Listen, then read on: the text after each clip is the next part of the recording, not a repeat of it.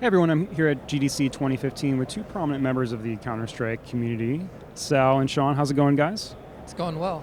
It's going great. Great. Glad to see you here. You guys give a talk about map design, community map design in Counter-Strike. You guys, of course, the creators of DE Cache, a beloved competitive and casual map. I played it a lot myself. And one of the things you guys focused on in that talk was the lifelong, it seems like, popularity of Dust2, like of all maps and all shooters, maybe one of the most played arenas in all games. And I'd love to hear you guys can sort of highlight what you touched on in that talk, what you credit Dust2's popularity to. Yeah, so I think it goes back to the fact that it's got like a very simple design that you really can't alter without damaging the level, which I think is like the backbone of any great level. Is it's perfect for what it is. And you can't make changes without, compromising the design. And for me, I really think Counter-Strike and Dust2 grew side by side almost. The way the game is played was shaped by the level, like the most popular levels. A lot of things Dust2 did probably weren't even intentional, but as level designers, we go in and we study what works well on Dust2, and we try to learn lessons from that and use them on our own levels as well. Definitely. I think one of the features I like most about it is just that experience you have at mid, double doors. On the terrorist side, you have that immediate source of information when you're opping where you're seeing how many people are crossing to B, and then you can play with that. There's just some easy plays off that. You can smoke it to hide that information. You can go late to sort of misinform the terrorist side. It's just a great example of elegant map design, I think. Yeah, I agree.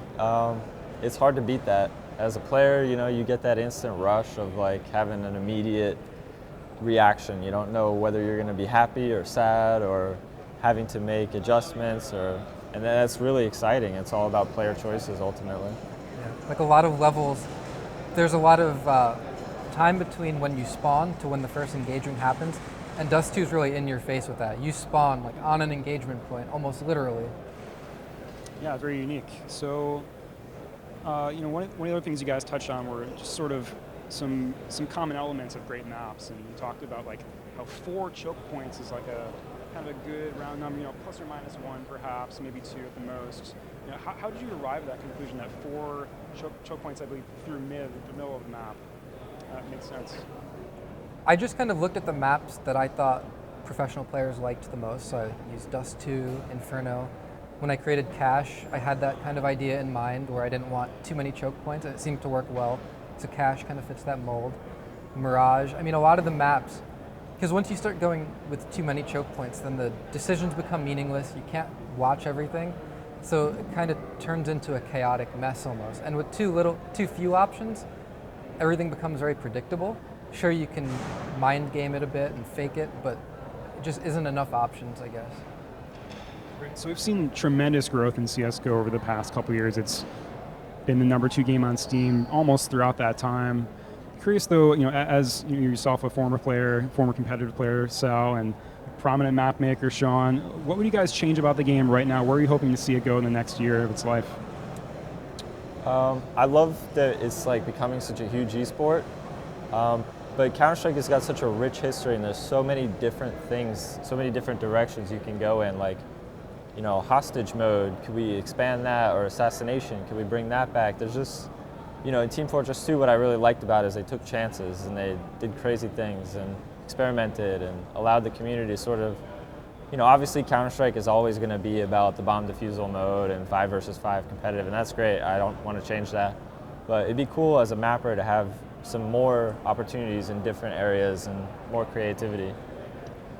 For me, as a former professional player from the North American scene, something that I think would be pretty beneficial to the game and to the game's growth in North America would be more tournaments hosted in the US or Canada.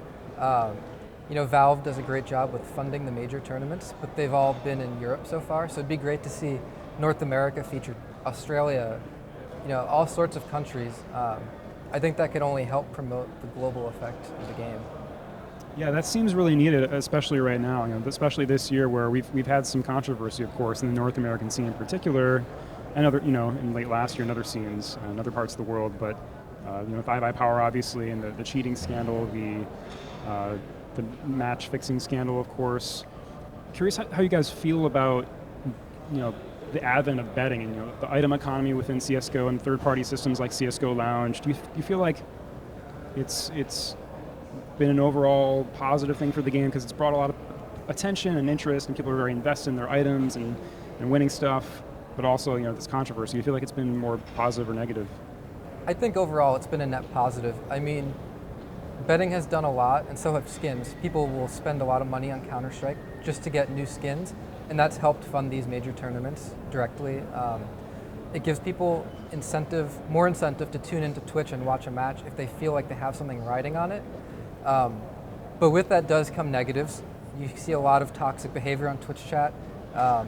There's not many people discussing the match itself anymore. It's just people kind of negatively voicing their opinion of how they feel the match is going because they have skins on the line as well. So, like I said, I do think it's a net positive, but there are issues to address with it still. Yeah, certainly. I agree with Sal. I think it's been a net positive, but I do feel like the negatives have been glaring, They've been really hard to ignore, which is maybe a problem. It's great to have great things, but when there's such glaring negatives, then then it brings competence right to the forefront. We can't screw this up because the stakes are so high. Certainly. So overall, how do you guys feel about Valve's involvement with the game right now? It's it's certainly a popular game from them, and it seems like the item economy is going smoothly for them, but I think a lot of people criticize how involved they are, their type of involvement. Sal, you mentioned they do a great job supporting directly, financing those big tournaments, but at the same time, it doesn't feel like maybe we have a lot of engagement.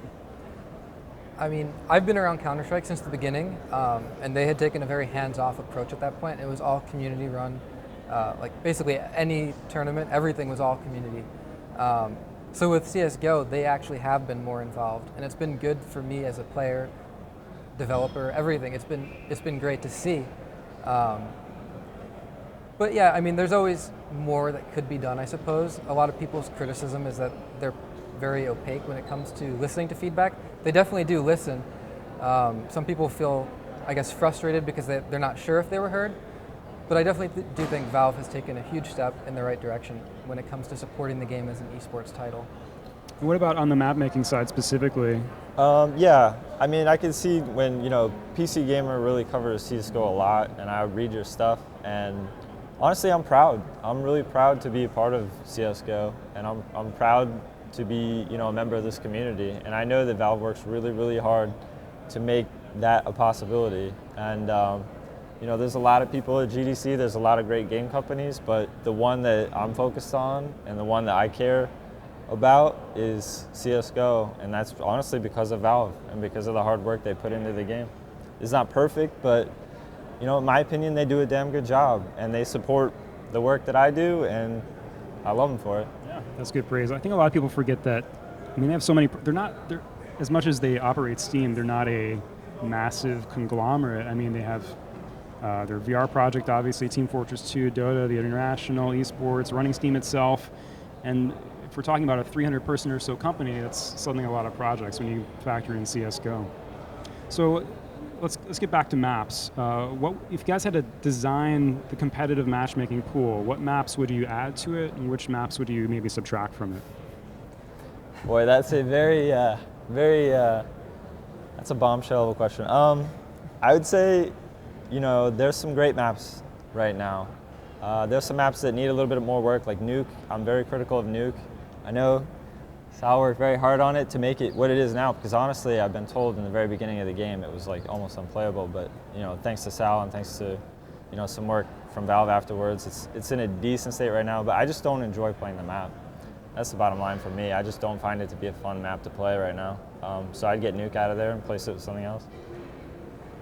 Yeah, that's a difficult question for me to answer because I don't even know what the right approach is. So it's about a 7-map system, but if you start removing maps that people love, they're going to be upset. And if you start removing new maps that people haven't had time to adjust to and get to the same level as a Dust2 or Inferno, that's not good either. So I don't know what the right answer is, but there definitely should be more variety without maybe excluding other things. Maybe a seasonal rotation. I'm not sure what the right answer is. That's another issue I have right now is I love to see tournaments that use all kinds of maps, crazy maps. You could throw in anything, but I don't like the fact that the active duty rotation is tied into what people play in matchmaking, so that you can't have certain maps in a tournament without taking them away or adding them to the matchmaking pool, which I think is a really, it's not a good system. It doesn't make for the best viewing experience or the best matchmaking experience. Yeah, I'm curious if you guys think player involvement in selecting those maps should maybe be part of the process, getting some player feedback. I don't know how that would work.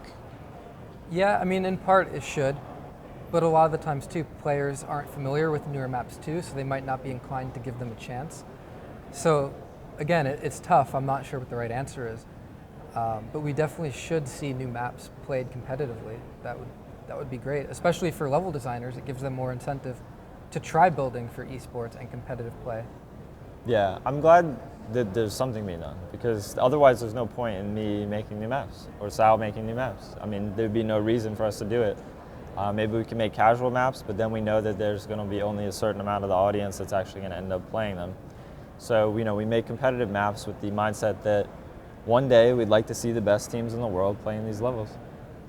Definitely. And can you guys talk at all about what you're working on right now? Tease us about that. I think, Sean, you recently been sharing some screenshots about what you've been working on.